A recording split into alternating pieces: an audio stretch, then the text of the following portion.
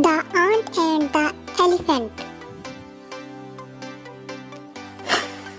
Once upon a time, there lived a strong elephant in the forest.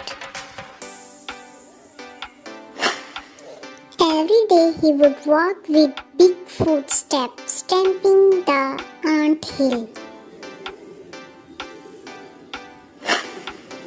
The ant decided to teach the elephant a lesson.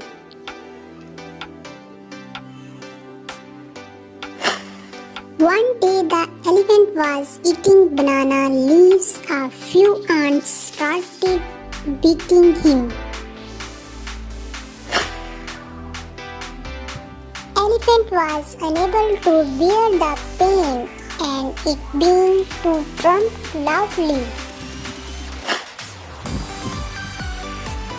The ant felt sorry for the elephant. We are sorry, we wanted to teach a lesson. The elephant realized his mistake. He understood that our living beings feel pain. From that day onward, the elephant did not trouble others.